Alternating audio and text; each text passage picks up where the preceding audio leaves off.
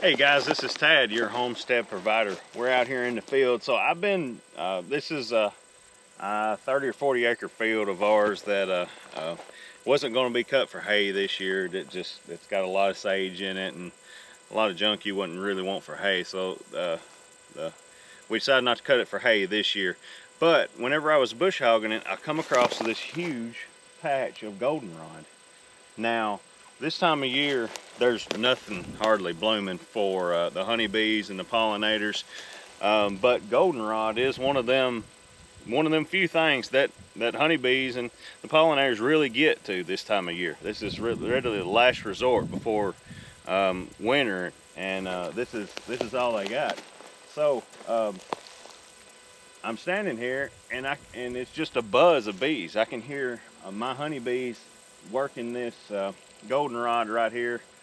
Something crazy. I'm looking at butterflies, and I'm looking at carpenter bees and wasps and just numerous pollinators right here working this goldenrod patch.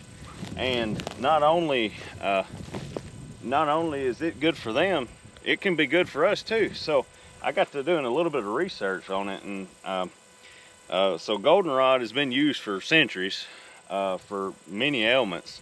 Mount Sinai says that goldenrod can be treating arthritis, gout. It can treat allergies, cold and flu. Has a lot of anti-inflammatory benefits, particularly in the urinary tract. It can help with kidney stones, eczema, some minor wounds. That's for us too. Not only does it benefit the bees, but it can benefit us as well. And I got to looking at it, and I actually found a few studies that backed it up. Me being a nurse practitioner, you don't take anything for just by its word, so you actually look into stuff a little bit. And I found a little bit of research showing that it does help some of this stuff that Mount Sinai says. So I got to looking into it, and you can make this flower and this plant. You can use it into tinctures. You can use it as a tea, both of which I think I'm gonna try. I've never tried this before. Don't know if it'll help, but instead of just bush hogging it down, I'm gonna try it. And I do believe I'm gonna leave this patch right here of the field not cut, because I've got so many bees working it right now, and I'd hate to just take that away from them, because like I said, this is the last resort for winter. So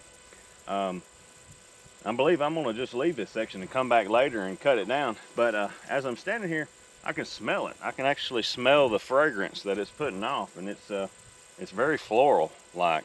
So I'm fixing to cut several of these right here and try not to get stung in the process. My bees are everywhere. But I'm gonna cut some of these flowers off, and I'm probably gonna dehydrate them and use them for a tea.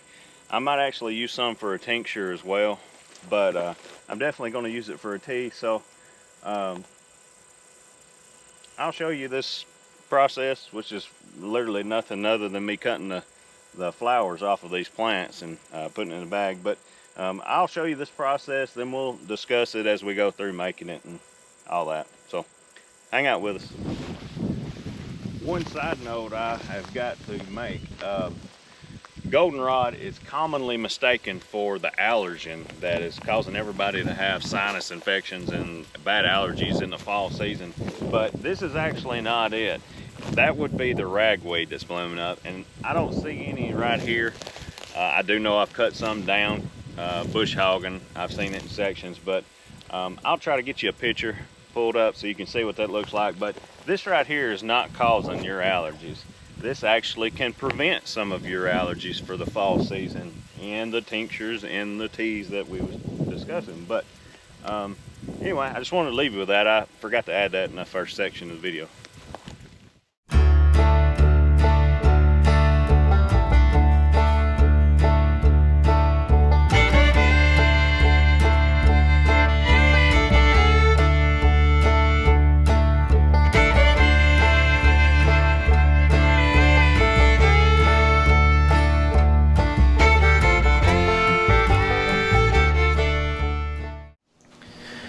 All right, guys. So I've got all of our goldenrod flowers in this dehydrator here. I'm gonna let it dehydrate overnight at least to dry it out real good, and we're gonna make some tea out of it. But there you go. Here's also my tincture mix. I made that up there already, so I'll have to let that set for several weeks and then try it out. You know, if we need to. But anyway, I want to show you that. We're gonna get it. I'm gonna get it started dehydrating, and we'll be back. Now, one thing that I need to tell you that I haven't said yet. Although I am a nurse practitioner, I'm very likely not your nurse practitioner or your provider. So, therefore, if you ever do anything I suggest as far as your health goes in any of my videos, you should definitely consult your doctor. I do not know specifics of your health condition, so there are numerous factors that play a role in everybody's health. So always consult your provider before changing any kind of changing or doing any kind of herbal supplements or anything that might interfere with some of your medicines, not only on this channel, but from any of the channels that you might be watching on YouTube or anywhere, see stuff on TV. You should always consult your doctor first. So without further ado, let's continue. Alrighty, now guys, we're back here. I ended up letting that dry for 24 hours, okay? Once I got it condensed, I got it all into this gallon Ziploc bag. It's dried real good. So what we're gonna do now is take some out and start pulling a few off the stems here, pulling a few flowers off the stems. Just like so. So we're fixing to chop some up here to make a tea out of. I'm just gonna pull all them off the stem. Stem won't hardly chop up too good, but something like so. Ain't gotta be perfect. You want a pretty good amount though. Let's pull it off there. Whenever it's dried off, it pulls off pretty good there. But anyway, just get you a pretty good amount, and whenever you get you some that you want to do, what I have here is just a coffee grinder. So I've already did this once. I didn't record it, but it worked out pretty good. So I'm gonna stuff all this down here into this coffee grinder.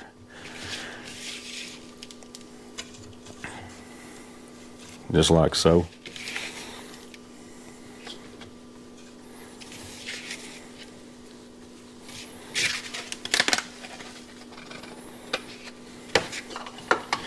Put the lid on it. Just grind it. Grind it up there real good. Doesn't take much. There's a good fine mixture right there that come out of it. You can see that. It's just pretty much like tea. And then what we're going to do is take it, should have already got this out, but take it and put it in a unbleached not coffee filter, a little tea bag. If I can get it out. So I ordered these off Amazon, and I can put a link down in the description for that. But these are unbleached.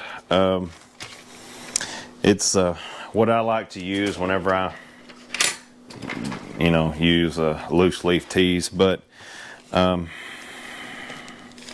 it up there a little bit. What you're gonna do is take a spoonful, put it down into that bag. I don't know if you can see that or not. Let's look. Get you a spoonful right there. Put it down into the bag.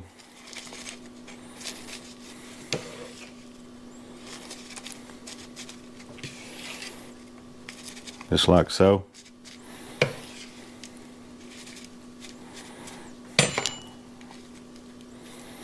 Fill it most of the way up. Ain't got to be smack full. Push it down in there the best you can. Tighten it up.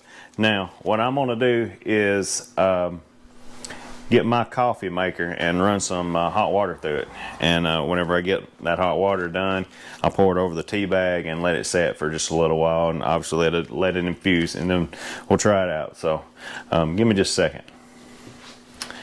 Alrighty, now I got my water ready. I'm gonna put my little tea bag in the coffee cup right there, pour the water over it, and just let it kind of brew for just a few minutes.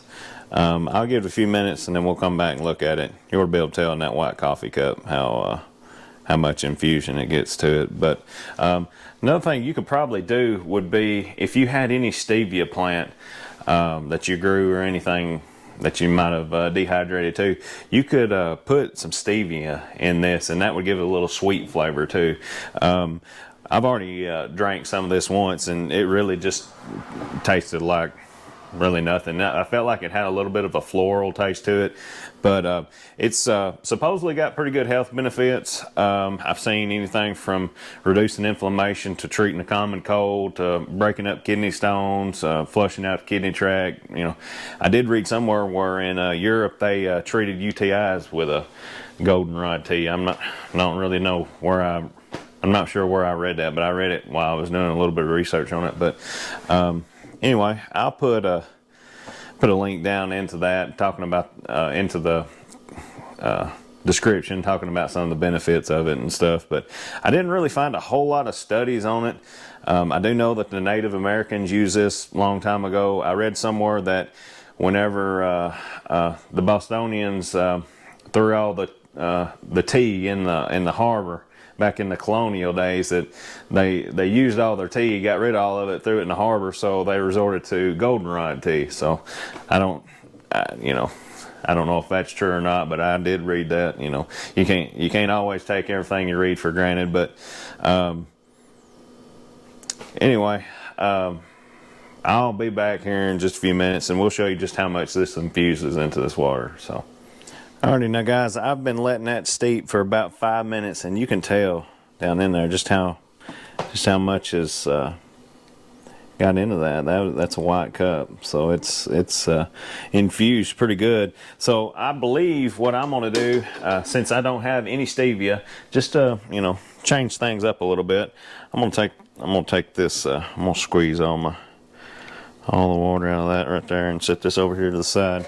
What I'm gonna do is take some of my honey and put, not hardly a tablespoon down in there.